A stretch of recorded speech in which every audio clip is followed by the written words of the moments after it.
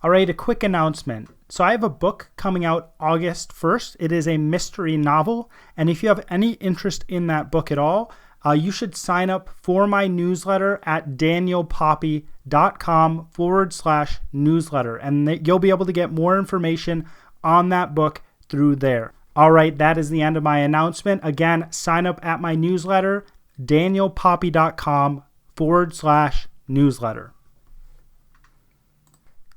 There's a quote by Mark Twain when he was writing somebody else a letter, and the quote goes like this: "I would have written you a shorter letter, but I didn't have enough time." This is because Mark Twain was a good writer, and he understood that good writing did not have to be expansive and huge and cover volume after volume after volume. He understood that some of the best writing was very succinct. And today I'm going to be talking about how some of the best writing and some of the biggest stories do not have to take on huge, expansive ideas. They can actually focus on smaller things. They can focus on the little details.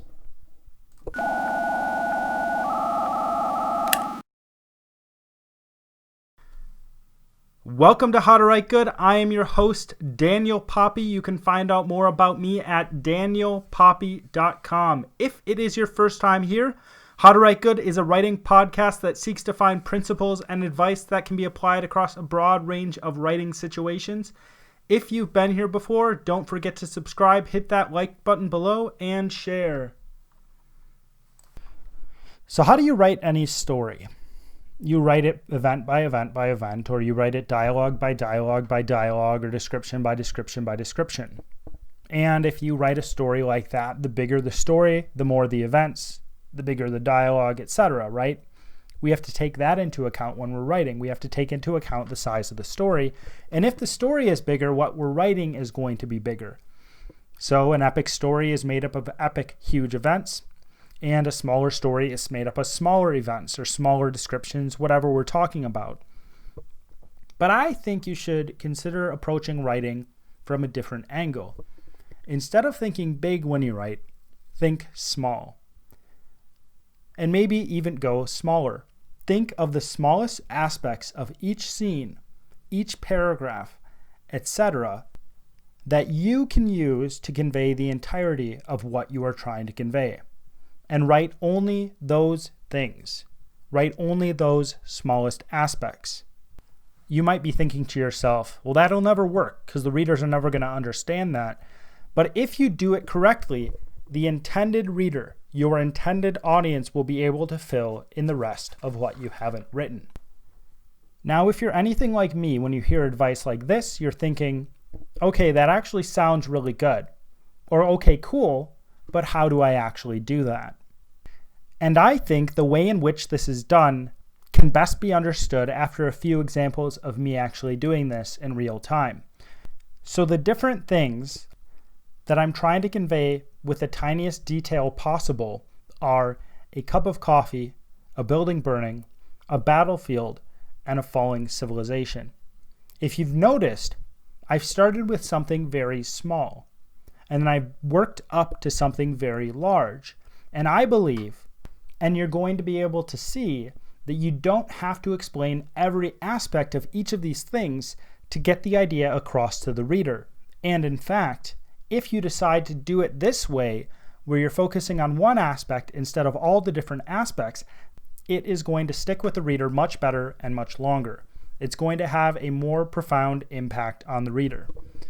So how would I describe a cup of coffee using one single aspect? What I would do, or one way I would do this, is describing how the cream is being poured into the cup. And I would describe the color of the coffee before the cream is poured into the cup. And then I would describe what the coffee looks like as the cream is poured into the cup. I would describe the little ripples on the surface. I would describe how the cream is white in the center and how it slowly blossoms out. And then I would explain that it's blossoming out and the color is changing from that black to a light brown. Now, when I describe this, I don't even have to mention that it's coffee. I can just mention the color. I can mention the white ring of the ceramic cup around that black liquid. And then when I do talk about the cream being poured into the cup, I don't have to mention it is cream. I can just mention how it is something white being introduced to the black liquid and how those two different things interact to become something completely different. Now, the only issue I would find with this specific description is that you could mistake the cup of coffee for tea and cream being poured into tea. But the context of the story would actually help tell the reader whether this is tea or coffee. If the character is in the United States, it is likely coffee. If the character always drinks coffee, it is likely coffee. And the reader can jump to that conclusion without any issue. And in most cases, the reader doesn't need to know specifically whether that is tea or coffee. If they do, you can always find a different way to mention whether it's tea or coffee, or you can describe the flavor of it, or you can describe where it comes from in the process of grinding the beans and then what it produces. And you can add those details to say, hey, this isn't tea, this is coffee, but in this case, or in most cases, you're not going to have to do that because it often isn't relevant information. Now we move on to describe a burning building. And of course, I'm going to focus on a very small aspect to convey that the building is burning. This small aspect is the door knocker on the front door. Now I would first talk about the flame covering it. If this metal door knocker was made of copper, I would talk about the flame turning colors because of the copper interacting with the flame. Then I would talk about the color changing to white. Then I would talk about the color changing to red. And then the door knocker shifts on the door because the entire door has been charred and the integrity of the door is gone. So the door knocker slips a little bit and eventually the door knocker falls onto the ground into ashes and an inferno of heat and flame. After a while, other pieces of wood start to fall on the door knocker. Some of these pieces are on fire, some of these pieces are just charred. And as time goes on, more and more and more charred wood falls on the door knocker until it is covered by 20 feet of rubble. The flame around the door knocker goes out, and everything is silence. To describe a battlefield, I might just use noise. I could talk about how the different types of weapons sound. I could talk about how the artillery fire sounds, how it whistles through the air. I could talk about how things sound when they break, and the cries of men, their sounds of anger, their sounds of fear, the sobbing, their heavy breathing, their footfalls, etc.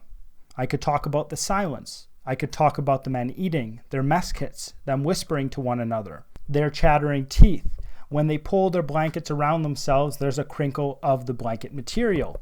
You could go on and on and on, and you could spend page upon page upon page describing a battlefield using the different sounds of the battlefield. And you could go through times in that battlefield talking about how there's times of action where there's tons of different sounds, and then the sounds slowly go away.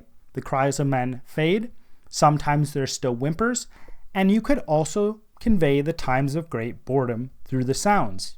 You could have the men talking back to one another. You could have them whispering. You could just have silence.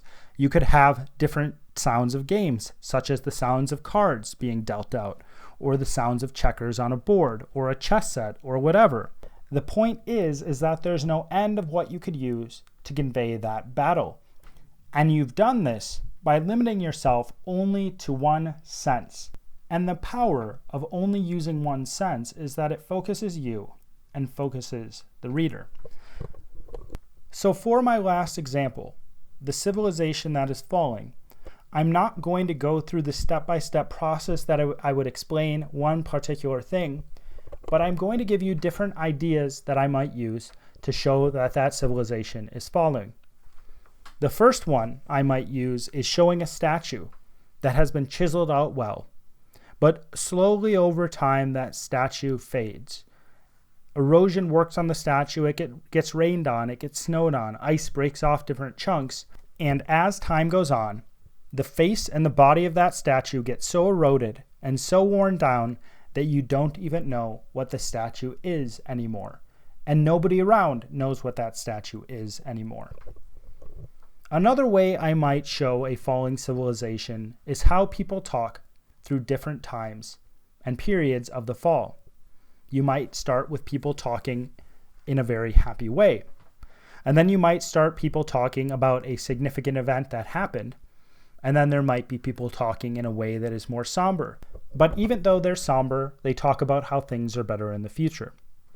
But things are not better in the future as they continue to talk, and you hear cries of pain, you hear cries of anguish, you hear people crying for their children, or you hear children crying for their parents. And you go on and on and on with this thing until you get to the very end and what you think epitomizes the finality of that civilization.